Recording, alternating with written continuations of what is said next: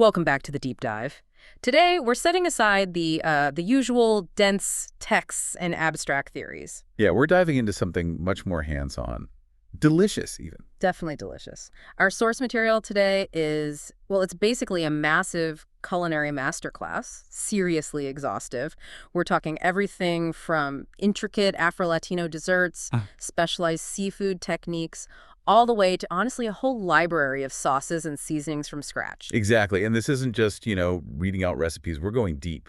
We're looking at the food science, the flavor architecture behind it all. We've pulled together these sources to give you the technical blueprints. So the goal isn't just following steps, is understanding why those steps work. Precisely. Real mastery. So our mission, if you will, covers three main areas. First, those complex global desserts, really digging into the techniques. Okay. Second, the thermal dynamics, basically, of seafood preparation. Yeah. We'll look at sautéing, frying, broiling, how the heat application changes everything. Got it. Different methods, different results. And finally, a really comprehensive comparative look at, get this, 30 distinct scratch-made sauces and dry rubs. We're building a flavor foundation here. 30. Wow. Okay. Mission accepted. An entire kitchen arsenal. So where do we start? You mentioned complex baking. Precision matters there, right? Absolutely. Let's kick things off with baking and chilling, starting with this leech's cake with coconut milk. It's often called tres leches. And its success really hinges on, well, structural engineering almost. Structural engineering in a cake. Okay. I'm intrigued. Yeah, I mean, this specific cake, it demands real technical precision. Because the final texture, that signature soak, it all depends on getting the aeration right at the beginning and then following a very specific controlled soaking process. All right, let's break down the foundation then. The base ingredients look pretty straightforward. 1 cup of all-purpose flour, 1.5 teaspoons of baking powder, 1/4 teaspoon of salt, standard stuff. Right. But then the eggs. 5 large eggs and the key detail separated. And 1 cup of sugar, again, divided. Why? Why this specific separation right from the start? It seems like extra work. That separation is absolutely fundamental to the cake's structure. It's the core mechanism for lift here. See, we're relying almost entirely on the egg whites for the aeration. It makes this technically a meringue-stabilized sponge cake. Meringue stabilized, okay. If you just tried beating whole eggs together to get that same volume, the fat in the yolks interferes. It actually inhibits the proteins, the albumin in the whites, from unfolding and linking up properly to trap air. So the fat basically gets in the way of the air bubbles forming. Exactly. By separating them, we isolate those proteins in the whites. We can whip them independently into a stable foam, creating thousands of tiny, strong air pockets that will hold their shape during baking. Okay, that makes sense. It's all about maximizing that air. So that brings us to the actual steps. Step 3 involves the yolks, beating them with part of the sugar 3/4 of a cup until they're pale yellow. Right, that pale yellow color is the visual cue. It tells you the sugar is fully dissolved and incorporated, and you've beaten in a bit of air, creating some volume. Then you stir in the milk and vanilla. This forms the richer, denser part of the batter. The flavor base? Sort of. Precisely. Yeah. And then comes the critical aeration step. Step 5, beating the egg whites. You beat them first until soft peaks form. That's where the peak just gently curls over when you lift the beater. Not too stiff yet. Not yet. Then you gradually add the rest of the sugar, that remaining 1/4 cup, while still beating. You continue until you reach stiff peaks. The peaks should stand straight up, maybe with a tiny curl right at the tip. And the sugar here isn't just for sweetness, is it? Not at all. It's a stabilizer. The sugar dissolves into the thin film of liquid surrounding the air bubbles in the meringue, making that film stronger, more viscous, and less likely to collapse. It makes the whole structure more resilient. Okay, so stronger bubbles. Which leads to, I imagine, the most delicate part. Step 6, the folding. It says gently fold the whites into the yolk mixture. How critical is gently? Extremely critical. This is where many sponge cakes fail. If you stir or beat at this stage, you're essentially destroying all those carefully created air bubbles. You rupture them. All that work, gone. Right. Folding is a specific technique, cutting down through the middle with a spatula, scraping along the bottom, and bringing the batter up and over the whites, turning the bowl as you go. It minimizes agitation. The goal is to combine the heavy yolk batter and the airy meringue without deflating it. It's a balance. Delicate balance, definitely. You need that porous structure for later. Exactly. That light, airy structure is what allows the cake to absorb the huge amount of liquid in the soak without becoming mushy. So once that batter is carefully folded, it goes into a greased 9 by 13 inch pan. Bake at 350 Fahrenheit, that's 175 Celsius, for about 25 to 30 minutes until a texture comes out clean. Standard baking. But then comes the soak, the tres leches part. The defining part, and the ratio of the milks here is key for the final texture. The sources specify one 12-ounce can of evaporated milk, Okay. one 14-ounce can of sweetened condensed milk. The really thick, sweet one? That's the one. Yeah. And unique to this Afro-Latino version, 1 cup of coconut milk. Ah, coconut. So that adds a specific flavor layer. Let's break down what each milk does. Evaporated milk is just concentrated milk, right? Thinner than condensed. Correct. It provides a lot of the liquid volume for deep soaking, but without excessive sweetness. The sweetened condensed milk, well, that brings the signature sweetness and incredible density. It's almost syrupy. It really contributes to that unique, moist texture. Yeah, and the coconut milk. That adds the distinct tropical flavor, of course, but also a bit more fat compared to regular milk, adding to the overall richness and mouthfeel. It's a key differentiator. Okay, 3 milks, 3 functions. Now the instructions are very clear. Pour this combined milk mixture over the cake after it has cooled completely. Why cooled? Why not pour it over a warm cake? Seems like it might absorb better warm. That's a common thought. But it's actually about thermal management and starch behavior. If the cake is hot, the starches and proteins are still quite pliable, almost delicate. Hitting them with a flood of cold or room temperature liquid can cause them to seize up, almost like they tighten, or worse, turn gummy. Ah, so it affects the structure negatively. Right. A cool cake structure is more stable. The liquid gets absorbed more evenly through capillary action into those pores we created, rather than just waterlogging the surface. So cool cake, then poke holes all over the surface with a fork. To help the soaking. Exactly. Then slowly, evenly pour the 3 milk mixture over the top. And then patience. It must be refrigerated for at least 4 hours, but overnight is even better. Why so long? Just for absorption? Primarily absorption, yes. It takes time for that thick liquid to fully permeate the entire cake structure. But it also allows the flavors to meld and the cake to firm up properly. It becomes dense and moist, not wet and crumbly. Makes sense. And the finish. Classic and simple. Topped with whipped cream, either homemade or store-bought, and a sprinkle of toasted coconut flakes. The cream adds lightness, the toasted coconut adds texture, and echoes that coconut milk flavor. It's a perfect contrast. Beautiful. Okay, from a baked soaked sponge to something entirely different. Frozen desserts. Let's talk about the mango and passion fruit sorbet. All right, moving from aeration and absorption to managing ice crystal formation. That's the challenge with sorbets, getting them smooth, not icy. The ingredients seem simple enough. 2 cups mango puree, 1 cup passion fruit juice, a tablespoon of lemon juice for brightness, I assume? Yes, the acid balances the sweetness and enhances the fruit flavors, and then the core structure. 1/2 cup of sugar and 1/2 cup of water. Which brings us to the simple syrup. Instruction 1 says, combine the sugar and water, heat until the sugar dissolves completely, then cool it. Why make a syrup? Why not just blend the sugar in? Dissolving the sugar first is crucial for texture. Undissolved sugar crystals in the final sorbet will make it grainy. Heating ensures every crystal dissolves, but the cooling part is just as important. Okay, why does the syrup need to be cool before mixing with the fruit puree? It's about protecting the fruit's natural properties. Fruit purees contain pectins and enzymes. Adding a hot syrup can start to cook or break down these components.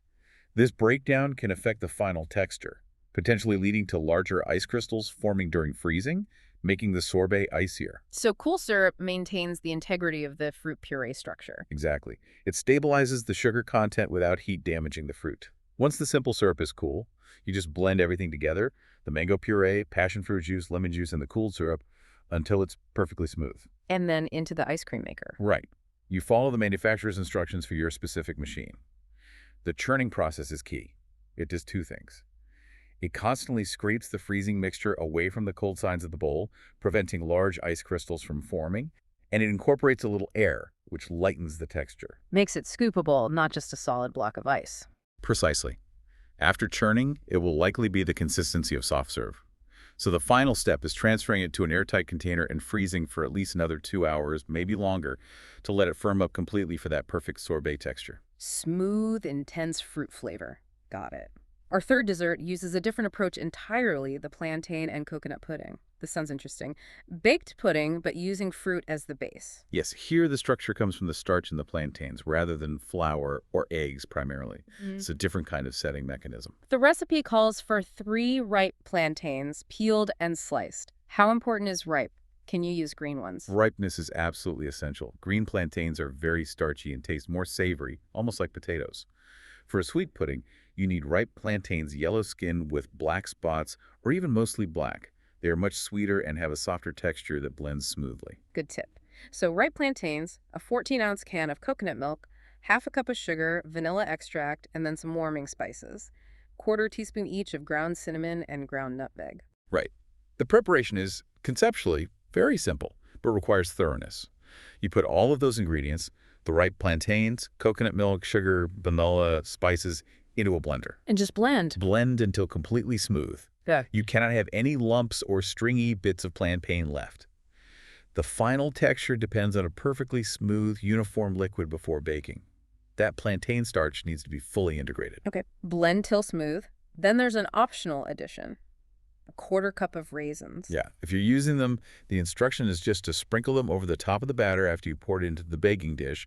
They'll sink in slightly as it bakes. And the baking. Pour the smooth mixture into a greased baking dish, maybe an 8 by 8 inch or similar size. Bake at 350 Fahrenheit, 175 C for about 45 to 50 minutes. How do you know when it's done? If you're looking for it to be set, you shouldn't jiggle it excessively in the center, and the top should be a nice golden brown. The plantain starch and sugar will cook and set, creating a firm but tender pudding consistency. Serve it warm or cold. Fascinating. Using the fruit itself for structure. All right, now we shift gears a bit. We're moving into recipes that deliberately play with flavor combinations that might seem unusual at first glance. Specifically, combining savory things like cheese with fruit and sugar. Ah, a sweet and savory mix. Always interesting. Where do we start? Let's begin with something elegant and quick. Apple and brie puff pastry bites. This relies on speed and high heat. Okay, puff pastry is always a winner. What's involved? Super simple ingredients. 1 sheet of thawed puff pastry, 1 large apple sliced thinly, some brie cheese cut into smallish pieces, about 2 tablespoons of honey, a quarter teaspoon of ground cinnamon, and maybe a quarter cup of chopped pecans, though those are optional. Sounds easy enough. How do they come together? You cut the thawed puff pastry into squares. The recipe suggests 12, and the layering is specific for a reason. You put the thin apple slice down first, directly onto the pastry. Why apple first? It acts almost like a little barrier, or maybe a moisture source against the direct heat, helping the pastry underneath puff nicely. Then you place a piece of brie on top of the apple. Drizzle with honey, sprinkle with cinnamon, add pecans if using. Got it. Apple, then brie, then toppings. And baking. High heat is key for puff pastry. 400 degrees Fahrenheit, that's 200 Celsius. Mm-hmm. And it's a quick bake, only 15 to 20 minutes. You're looking for the pastry to be puffed up and golden brown, and the brie should be beautifully melted and gooey. And serve them warm, I assume. Definitely serve warm. That's when the contrast between the crisp pastry, the soft apple, and the melted cheese is at its absolute best. Sounds delicious and impressive for how simple it is. Okay, next up, something more complex. Chocolate-covered apple cheesecake bars. This looks like a multi-stage operation. It is. It's got 3 distinct layers, plus a topping. It's a study in building texture and flavor incrementally. Okay, layer by layer. Layer 1. The crust. Looks standard. Pretty standard graham cracker crust, yes. 1½ cups of graham cracker crumbs, a quarter cup of sugar, and half a cup of melted butter. Mix those together. The crucial technique here is pressing it firmly and evenly into the bottom of a parchment-lined 9 by 13 inch pan. That firm base is essential. It needs to hold up to the layers above. Okay, solid foundation. Layer 2. Apple filling. Right. You need 2 large apples, peeled and diced. Toss them with 2 tablespoons of lemon juice. To stop them browning. Exactly. Prevents enzymatic browning. But the lemon juice also adds a vital tartness to cut through the richness of the cheesecake layer later. Toss with the lemon juice, 2 tablespoons of sugar, and half a teaspoon of cinnamon. Then spread this apple mixture evenly over the crust. Okay, apples down. Layer 3. The cheesecake batter itself. This is the heart of it. 16 ounces, that's 2 standard blocks of cream cheese, needs to be properly softened to room temperature. That's really important for a smooth batter. Half a cup of sugar, 2 large eggs, and a teaspoon of vanilla extract. And the mixing technique. Cheesecakes can be tricky. They can. The key advice from the sources is to beat the softened cream cheese and sugar together first until it's completely smooth and lump-free. Then add the eggs, one at a time, beating on low speed just until incorporated. Add the vanilla with the last egg. Why low speed and just until incorporated? Over-mixing, especially once the eggs are in, incorporates too much air into the batter. Too much air can cause the cheesecake to puff up dramatically in the oven and then crack sadly as it cools. So minimal mixing once eggs are added. Right. Avoid the dreaded cheesecake crack. So pour this smooth batter over the apple layer. Yep. Spread it evenly, then bake at 350 Fahrenheit for 30 to 35 minutes. You want the edges to be set, but the center should still have a slight wobble. It will finish setting as it cools. Okay, baked. Now, the chocolate covering. It says melt 1 cup of semi-sweet chocolate chips and drizzle over. But there's a catch, isn't there? A very important catch. The cheesecake must be cool first. Not just cooled from the oven, but actually refrigerated for at least 2 hours. Why the long chill before the chocolate? Again, it's thermal control, but also about texture. If you pour melted chocolate over a warm or even room temperature cheesecake, a few things happen. The chocolate won't set properly, it might stay soft or look dull because its temper is broken. Also, the heat transfer can make the cheesecake surface sort of melty underneath. Ah, so chilling ensures a clean break. Exactly. Drizzling the melted chocolate over a cold cheesecake surface allows the chocolate to set quickly, creating a distinct, snappy layer. It maintains its gloss and texture and gives you those nice, clean slices when you cut the bars. Patience is key here. Patience pays off in layers. Okay, now for the one that really made me pause when reading the outline. Apple and cheddar chocolate fondue. Cheddar cheese with chocolate? I know, it sounds wild, doesn't it? Yeah. But it's actually a known, if uncommon, pairing, especially in some European contexts, like serving sharp cheddar with apple pie. Huh. Okay, explain the theory here. Why would cheddar work with dark chocolate? The sharpness of a good aged cheddar provides a salty, tangy, almost umami counterpoint to the bitterness and sweetness of the dark chocolate. It cuts through the richness and prevents the chocolate from feeling one-dimensionally sweet or overwhelming. It adds complexity. A savory contrast. Okay, I'm willing to be convinced. What are the ingredients? It's bold. 8 ounces of cheddar cheese, cubed. 8 ounces of dark chocolate, chopped probably something in the 60–70% cacao range would work well. 1 cup of heavy cream, and just a hint of spice. 1/4 teaspoon each of cinnamon and nutmeg. Simple spices. And the method. Fondue usually involves careful heating. Absolutely critical here. You start by heating the heavy cream in a saucepan over medium heat, just until it starts to simmer, little bubbles around the edge. As soon as it simmers, you immediately reduce the heat to low, very low. Why the quick reduction? To prevent scorching the cream, but more importantly, to prepare for adding the chocolate. Chocolate is very sensitive to heat.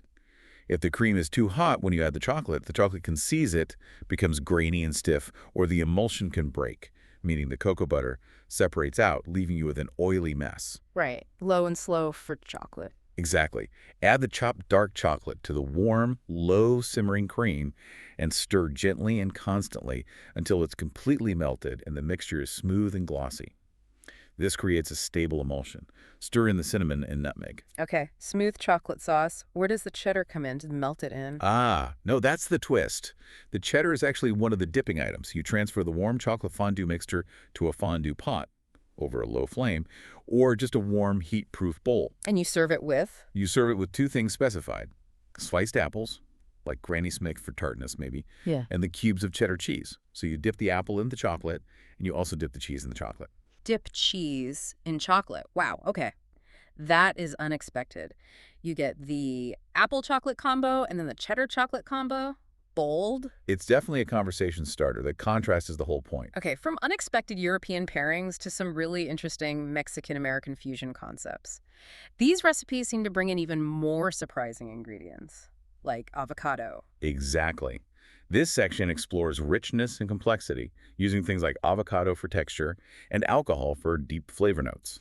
Let's start with the chocolate dream, which is essentially an avocado mousse. Avocado in a chocolate mousse. How does that work structurally? Isn't mousse usually about eggs or cream? Typically, yes, but here, the avocado is the star functional ingredient.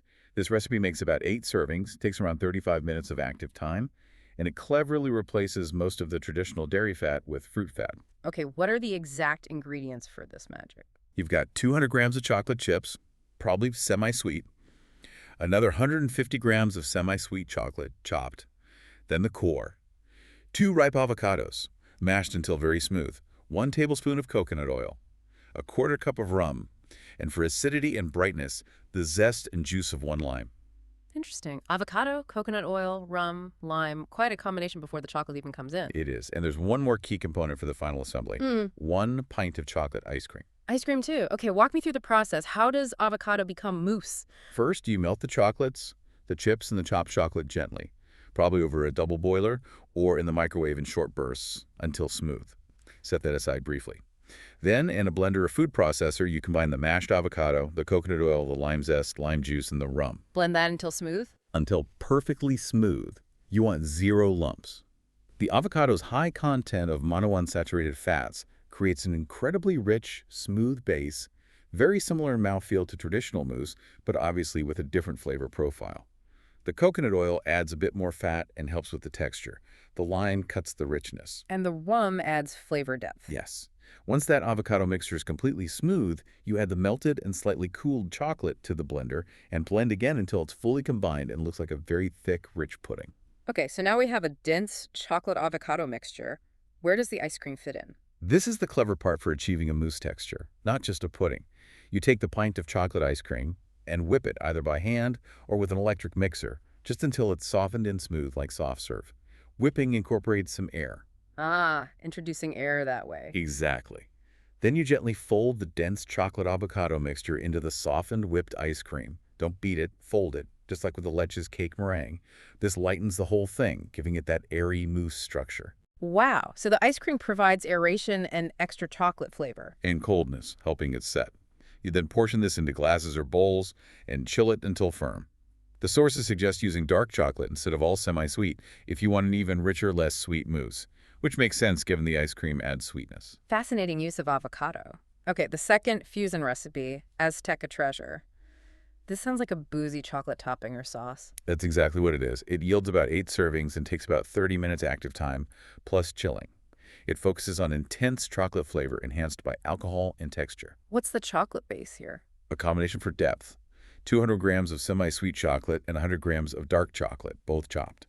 The binder is 100 grams, that's about 3.5 ounces, or a bit less than half a cup, of heavy cream, plus half a cup of sugar. And the booze? The star is a quarter cup of Kahlua.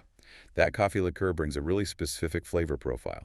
Plus, for texture and complexity, half a cup of chopped nuts, like pecans or walnuts, and half a cup of chopped dried fruit, like cherries or cranberries. Okay, sounds rich. What's the method, especially with the Kahlua? Again, careful heat management. Melt the semi-sweet and dark chocolates together over low heat or a double boiler. Stir in the heavy cream and the sugar. Keep stirring gently until the sugar is dissolved and the mixture is smooth and glossy. Standard ganache-like start? Pretty much. But here's the crucial step regarding the alcohol. You must remove the saucepan from the heat entirely before you stir in the Kahlua. Ah, off-heat addition. Why is that so important for the Kahlua? Alcohol is volatile. Kahlua's distinct coffee and rum aroma comes from compounds that evaporate very easily with heat. If you added it while the sauce was still simmering, a lot of that signature flavor would just vanish into the air. So adding it off-heat traps the flavor. Exactly. It allows the alcohol and its aromatic compounds to incorporate into the fat of the chocolate and cream without boiling off. You retain that complex, boozy flavor profile. After stirring in the Kahlua off-heat, you then stir in the chopped nuts and dried fruit. So you get chocolate, coffee, rum, nuts, fruit. Lots going on. What happens next? You pour this thick mixture into a 9 by 13-inch baking dish. Spread it out evenly. Then it needs to chill.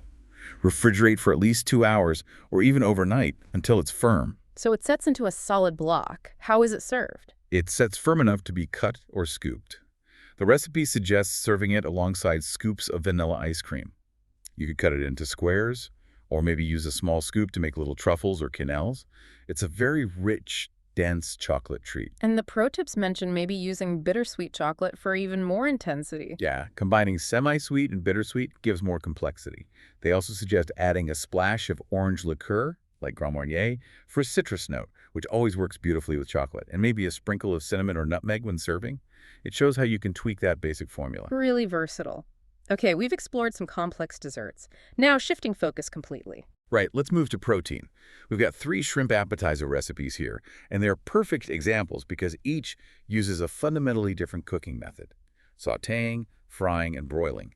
Analyzing them side by side really highlights how the heat application changes texture and flavor delivery. Okay, good comparison. Let's start with sautéing, used for the shrimp and avocado cucumber bites. What's the goal with sautéing shrimp? Speed and surface flavor. Sautéing uses relatively high heat in a pan with a small amount of fat to cook things quickly.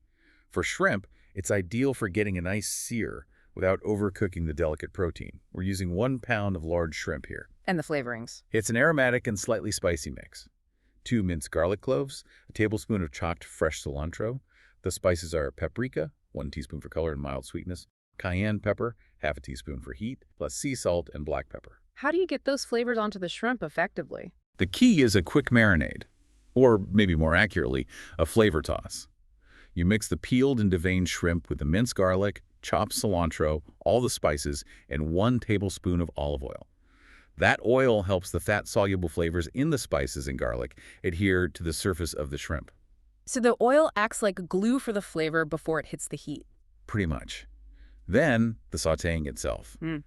Heat the remaining olive oil. The recipe implies there was more than just the 1 TBSP, though it doesn't specify maybe another tablespoon, in a skillet over medium heat. Once the oil shimmers, add the shrimp in a single layer. Single layer is important, right? To avoid steaming. Crucial. If you overcrowd the pan, the temperature drops and the shrimp will steam in their own juices instead of searing. Cook them for just 2 to 3 minutes per side. That's it. They cook incredibly fast. What's the visual cue for doneness? They'll turn pink and opaque. As soon as they curl up and lose that translucent gray color, they're done. Any longer, and they become tough and rubbery. Okay, quick sear, minimal cooking time, and the assembly. It's all about contrast. You mash a ripe avocado with some salt and lime juice. That's your cool, creamy base. Spread that onto crisp cucumber slices. Then top each one with a warm, freshly sautéed shrimp.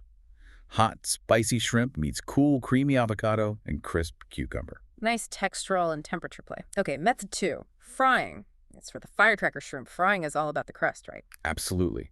Frying uses much more hot oil to completely surround the food, creating a super crisp exterior while ideally keeping the inside moist.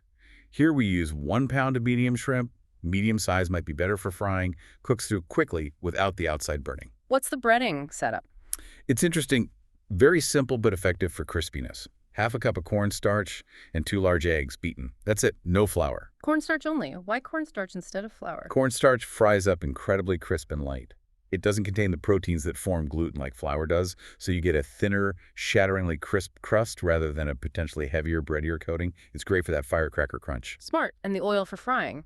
The recipe specifies canola oil. About a 1/4 cup, though you might need more, depending on your pan size, to get enough depth. Canola is a good choice because it has a neutral flavor and a high smoke point, meaning it can get hot enough for crisp frying without burning. Okay, so cornstarch crust, but the sauce seems like the real star here. It looks complex. It is.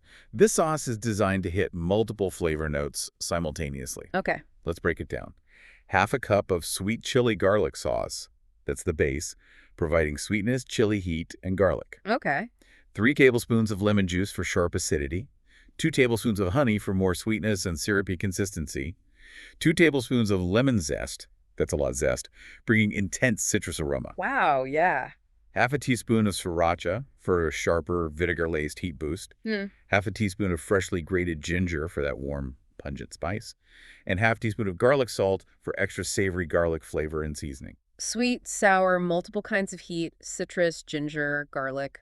Definitely a flavor explosion. That's the idea. You whisk all those sauce ingredients together in a bowl and set it aside. Now, the breading and frying technique itself.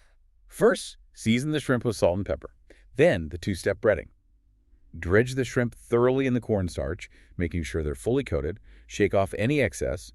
Then, dip the cornstarch-coated shrimp into the beaten eggs. Cornstarch first, then egg. Usually it's flour, egg, breadcrumb. This method works well for a light but super crisp coating. The cornstarch provides the crunch. The egg provides the binder for that layer to adhere and brown nicely. Heat the oil in your skillet over medium-high heat.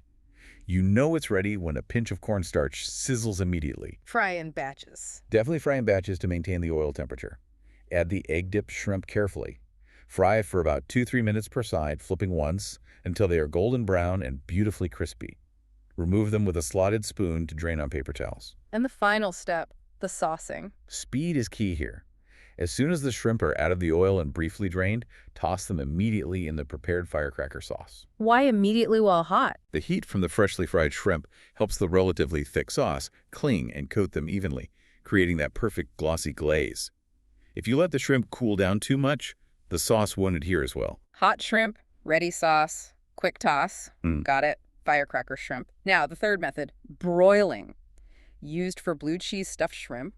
Broiling is intense overhead heat, right? exactly. Broiling uses radiant heat from above, cooking the surface very quickly and intensely. It's great for getting things crisp or caramelized on top.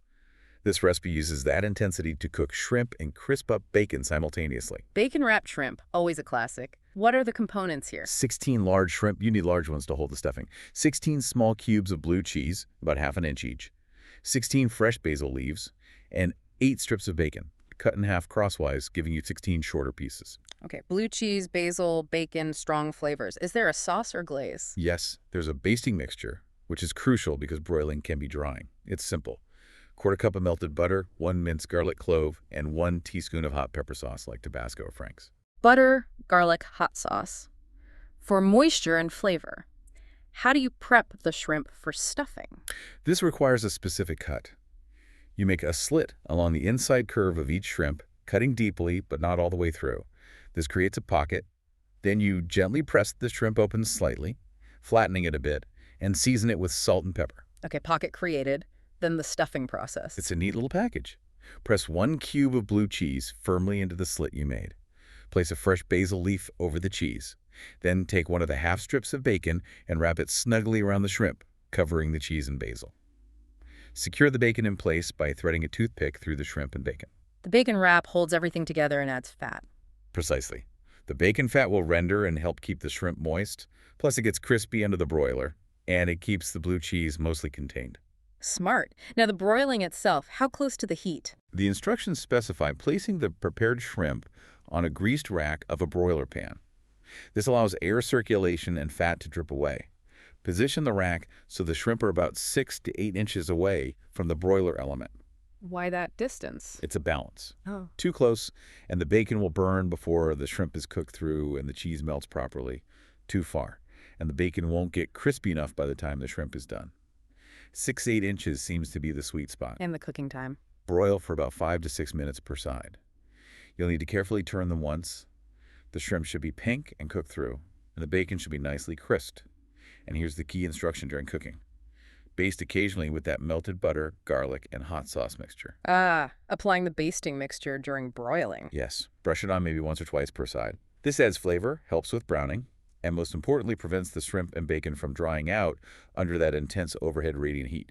Remove the toothpicks before serving. 3 shrimp, 3 methods, quick sear saute, crispy deep fry, intense overhead broil. Great comparison. Okay, we've mastered the cooking techniques. Now let's build the flavor arsenal. You mentioned 30 sauces and seasonings. That's huge. Let's start with the wet stuff. The condiments, sauces, salsas. 15 of them. 15 distinct wet sauces, yes.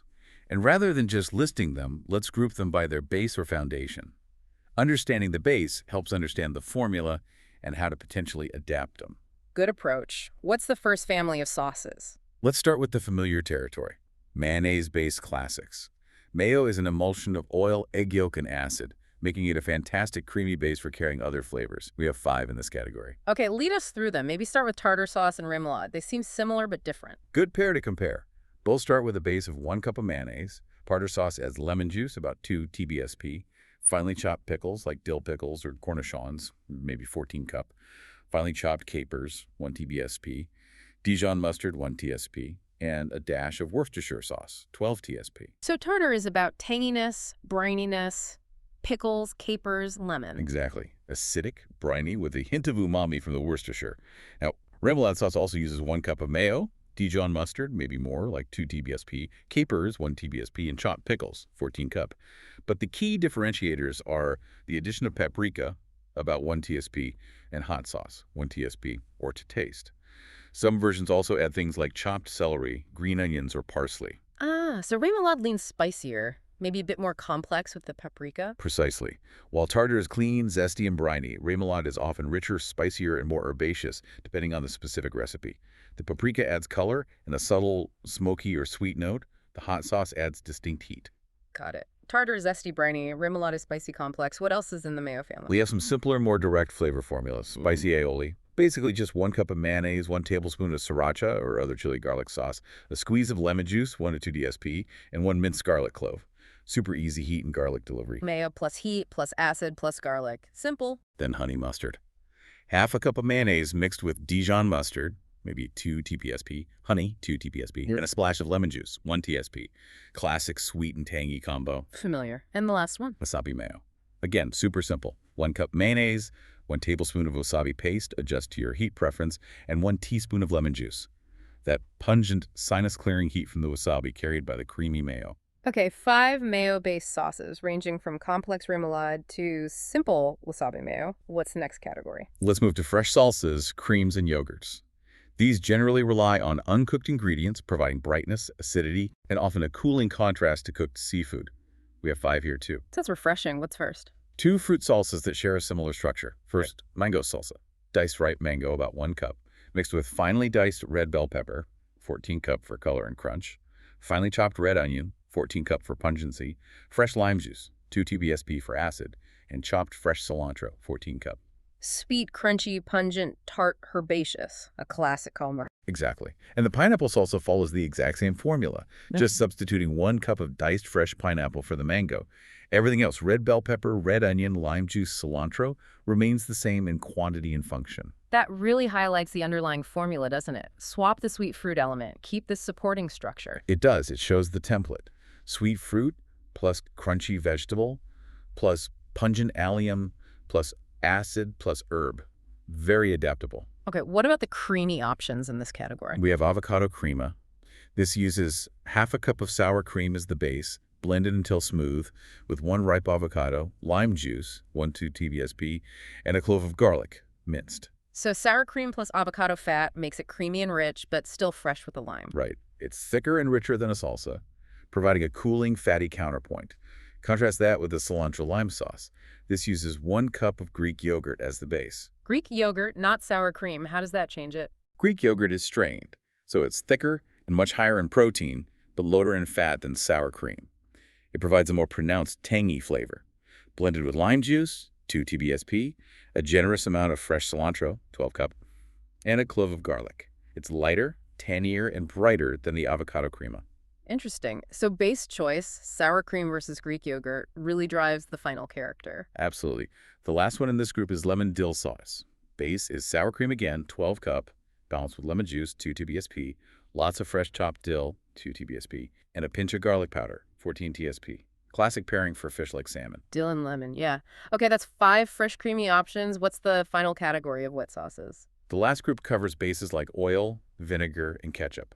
These move away from creamy emulsions into different structures: suspensions, simple melted sauces, or tomato-based ones. 4 sauces here. Okay, let's hear them. First, a vibrant classic, chimichurri sauce. This is fundamentally an herb suspension. 1 cup of finely chopped fresh parsley, half a cup of olive oil, 1/4 cup of red wine vinegar, 4 cloves of minced garlic, good amount, and 1 teaspoon of red pepper flakes for heat. Some recipes add oregano too. So it's not blended smooth. The oil and vinegar stay somewhat separate. Correct. You whisk it together vigorously, but it's not a permanent emulsion like mayonnaise. The herbs, garlic, and chili flakes are suspended in the oil and vinegar mixture. You need to stir it before serving. It delivers a very bright, pungent, acidic, herbaceous punch. Got it. Next. Hubtail sauce. The quintessential shrimp companion. Very simple base, 1 cup of ketchup. The key addition is prepared horseradish, maybe 2 to 4 tablespoons, depending on how much kick you want. That horseradish provides the heat, right? That sharp, sinus-clearing heat. Exactly. It's a different kind of heat than chili peppers. Then add lemon juice, 1 TBSP, a dash of Worcestershire sauce, 1 TSP, and optionally, a few dashes of hot sauce for an extra layer of heat. Ketchup plus horseradish, cocktail sauce foundation, simple and effective. 2 more. Garlic butter sauce. Can't go wrong here. Simply half a cup of unsalted butter, melted. Stir in 4 cloves of minced garlic. Cook it gently in the butter for a minute if you like, to mellow the raw flavor. A squeeze of lemon juice, 1 TBSP, and some chopped fresh parsley, 2 TBSP. Great for dipping or drizzling. Melted butter, garlic, lemon, parsley. Deliciously simple. And the last one. The last one is sweet chili sauce, similar to the kind you buy in bottles, but homemade. And this is the only sauce in the entire list that requires cooking and a specific technique. Ah, okay. What's involved? The base liquids are rice vinegar, 12 cup, sugar, 12 cup, and water, 14 cup. You heat these together. Then you add flavorings like chili flakes, 1-2 TSP, depending on heat preference, and minced garlic, 1-2 cloves. The key is thickening it How is it thickened? with a cornstarch slurry. This is critical. You mix 1 tablespoon of cornstarch with 2 tablespoons of cold water in a small bowl until smooth. Slurry first. Add it. Why not just add the cornstarch powder to the hot liquid? If you add dry cornstarch directly to hot liquid, the outer layer of the starch granules gelatinizes instantly upon contact with the heat, forming clumps before the inside can hydrate. You get lumps. Mixing it with cold water first separates and suspends the granules. So the cold water prevents clumping. Right. Once the vinegar mixture is simmering, you whisk in the cornstarch slurry. Continue whisking and simmering for another minute or two until the sauce thickens to the desired consistency and becomes glossy. Then let it cool. It will thicken more as it cools. Fascinating. A bit of science there for the right consistency. That's 15 wet sauces, quite the collection. Indeed. But we're not done building the arsenal. Now we move to the dry side. The seasoning combinations or dry rubs. These are the foundation flavors you apply before cooking.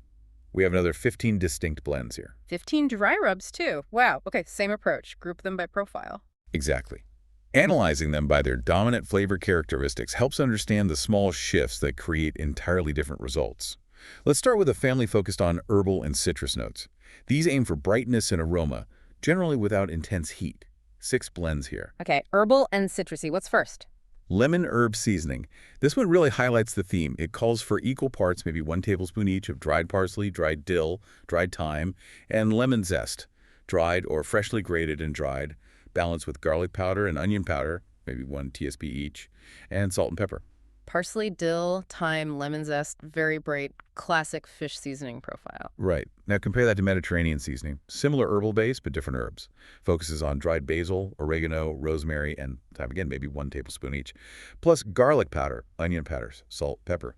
Notice the lemon is gone, and rosemary adds a piney, more robust note. So swap dill, parsley, lemon for basil, oregano, rosemary, and it shifts from bright fresh to more earthy, robust Mediterranean. Precisely. And Italian herb seasoning is very similar to Mediterranean, often emphasizing basil, oregano, thyme, maybe marjoram, but perhaps less rosemary than a typical Mediterranean blend. Subtle shifts. Okay. What else in this herbal group? Herbes de Provence. This takes a base similar to Mediterranean, rosemary, thyme, basil, marjoram, 1 TBSP each, but adds the defining ingredient, about 1 teaspoon of dried lavender. Lavender. That's distinctive as a floral note. A unique floral, slightly perfumed note that's characteristic of the Provence region of France. It completely changes the profile. Then there's garlic, lemon pepper seasoning. Pretty self-explanatory. Yeah. High concentration of garlic powder, lemon zest, and coarse black pepper with salt. Simple, pungent, bright. Garlic, lemon, pepper. Can't go wrong. One more in this group. Citrus spice seasoning. This one is interesting because it uses both lemon zest and orange zest, 1 TBSP each, plus dried parsley, 1 TBSP, garlic powder, onion powder, salt, and just a pinch, 14 TSP, of cayenne pepper for a tiny background kick. The double citrus makes it really fragrant. Lemon and orange zest together. Nice. Okay, that's the herbal citrus family. What's next? Let's look at the spicy and savory regional profiles. These blends often use paprika as a base for color and mild sweetness, but are defined by their heat source or specific savory additions. 3 key examples here. Paprika-based, but different kicks. Okay. First, Cajun seasoning, a classic. Equal parts paprika, garlic powder, onion powder, dried oregano, and dried thyme, say 1 TBSP each. What defines it as Cajun is usually a significant amount of cayenne pepper, maybe 1 to 2 teaspoons for direct, upfront heat. Some blends also include black pepper and white pepper. Paprika, herbs, lots of cayenne for heat. Got it. How does that compare to, say, a smoky blend? Good comparison. Smoky paprika seasoning shifts the focus. The primary paprika used is smoked paprika, 1 TBSP. It uses less of the other dried herbs, maybe just 1 TSP each of thyme and oregano, but still includes garlic powder, onion powder, salt, pepper, and often a smaller amount of cayenne, maybe 14 to 12 TSP, just for background warmth. So the type of paprika smoked versus regular sweet paprika fundamentally changes the flavor profile from spicy heat to smoky depth. Exactly. The smoked paprika mimics the flavor of cooking over wood smoke. Even if you're just baking or pan-searing, it's a powerful ingredient. Okay. And the third regional one? Spicy Caribbean seasoning. This one often includes paprika, 1 TBSP, garlic powder, onion powder, thyme, 1 TBSP, and cayenne pepper, 1 TFP for heat.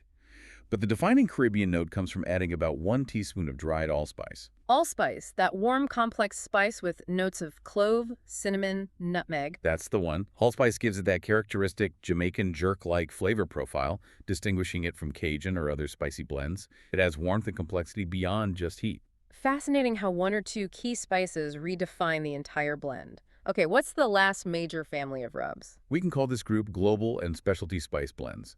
These incorporate ingredients common in specific cuisines or create unique sweet, spicy, tangy profiles. We got 6 here. All right, let's round out the library. Asian-inspired seasoning. Key ingredients here are ground ginger, 1 TBSP for pungent heat, sesame seeds, 1 TBSP, maybe toasted, for nutty flavor and texture, dried cilantro, 1 TSP, garlic powder, onion powder, salt, and maybe half a teaspoon of red pepper flakes for heat. Ginger and sesame definitely signal Asian flavors. Right. Then curry seasoning. Very straightforward. The defining ingredient is 1 tablespoon of a good curry powder, which is itself a blend, usually containing turmeric, cumin, coriander, etc. Often supplemented with extra ground cumin, 12 TSP, maybe coriander, garlic powder, ginger, salt, and a touch of cayenne. So leveraging a pre-made blend, curry powder as the core. Yes. Contrast that with tandoori seasoning, which builds a similar profile from individual spices and is often more complex. It requires ground coriander, 1 TBSP, ground cumin, 1 TBSP, paprika, 1 TBSP, often for color, garlic powder, ginger. But the key additions that make it tandoori are usually ground turmeric, about 12 TSP for earthy flavor and yellow color, and often cayenne pepper, 12 TSP for heat. Sometimes garam masala is included too. Coriander, cumin, paprika, turmeric, cayenne. More components than the curry blend. Generally, yes. It aims for that specific earthy, pungent, slightly tangy flavor associated with tandoori cooking. Then, something different. Sweet and spicy seasoning. The name says it all. It includes paprika, 1 TBSP, garlic powder, onion powder, salt. But the defining characteristic is the addition of 1 tablespoon of brown sugar, plus a touch of cayenne, 14 TSP, for the spicy part. Brown sugar in a rub, what does that do besides add sweetness? The sugar caramelizes during cooking. It helps create a beautiful crust and glaze on the seafood, especially under high heat like grilling or broiling. It adds both flavor and texture. Ah, caramelization. Smart. 2 more. Chili lime seasoning. Driven by 1 tablespoon of chili powder, a blend itself usually containing cumin, oregano, garlic, and 1 tablespoon of lime zest, dried or fresh, mixed in just before using, plus garlic powder, onion powder, salt, and a bit of cayenne, 14 TSP. The lime zest provides a really bright aromatic citrus counterpoint to the earthy chili powder. Chili and lime, another classic pairing. Yeah. And the final one, garlic butter seasoning. This is basically the dry equivalent of the garlic butter sauce. Heavy on garlic powder, maybe 2 TBSP. Dried parsley, 1 TBSP. Balanced with onion powder, 1 TSP, maybe a little paprika, 1 TSP for color, salt, and pepper. Designed to give that garlic butter flavor profile in a dry rub form. So you get the flavor without adding wet ingredients initially. Okay, that's 15 dry rubs, covering a huge range of profiles. Is there a general method for making and using them? Super simple. Applies to all 15. Step 1. Combine all the specified dried ingredients in a small bowl and whisk them together thoroughly to ensure even distribution. Step 2. Store the blend in an airtight container in a cool, dark place. Step 3. Use as desired to season seafood or other proteins before cooking. Pat the seafood dry, maybe brush lightly with oil, then sprinkle or rub the seasoning on generously. Combine, store, use. Easy. This whole collection, 15 sauces, 15 rubs. It's an incredible toolkit. Hashtag tech outro. It really is. That was Yeah. Truly exhaustive, wasn't it? We journeyed from the precise structural mechanics of cake aeration. Right. Separating eggs, folding gently. Through managing heat for freezing sorbet, sautéing shrimp perfectly, achieving that firecracker fry, mastering the broil. Yeah, the thermal dynamics, as you called it. And then we constructed this entire flavor library, 30 distinct formulas for sauces and seasonings, but we didn't just list them, we broke down the why. Why does avocado work in a mousse? Replacing the dairy fat. Why add Kahlua off the heat? To keep the volatile flavors. Why use smoked paprika versus regular? Why does cornstarch slurry work? We looked at the function of the ingredients and techniques. It's moving beyond just following a recipe to actually understanding the culinary principles at play, like knowing the blueprint, not just the assembly instructions. Yeah, it's the perfect analogy. Yeah. You now have the blueprints for rich, complex desserts where you understand the structure, for perfectly cooked seafood using different heat methods. And you have this massive, flexible flavor arsenal, 30 starting points for sauces and rubs that you understand the foundation of. You can see the patterns now, the mayo bases, the fruit salsa structure, the paprika family in rubs, it makes it less intimidating and more adaptable. Exactly. The power here isn't just making one recipe perfectly. It's seeing the underlying formulas, the ratio of acid to fat in a sauce, Mhm. how herbs versus spices change a rub's profile. This collection provides foundational knowledge you can build on. So, for everyone listening, you've basically just attended a culinary masterclass condensed into, well, quite a deep dive. You have the tools now to go create amazing flavors with confidence. Absolutely. And here's a final thought to chew on, something building directly on those dry rub formulas we just dissected. We detailed the ratios for those 15 blends using dried herbs and spices. Right. Think about adapting them. How many of those profiles could you transform by using fresh herbs instead of dried? You'd need to adjust the ratio. Of course, the general rule is often about 3 times the amount of fresh herbs compared to dried because dried herbs are more concentrated. Ah, so the lemon herb blend could use fresh parsley, fresh dill, fresh thyme. Exactly. Or what about taking one of the spicy rubs, like the Cajun or Caribbean, and turning it into a wet marinade paste? Maybe add some oil, some vinegar or citrus juice, maybe some minced onion or peppers, along with the dry spices. So using the dry blend as the flavor core, but changing its application completely by adding liquids. Precisely. How does changing the form from dry rub to wet paste change how it interacts with the seafood during cooking? Explore that flexibility. Take these blueprints and start sketching your own variations.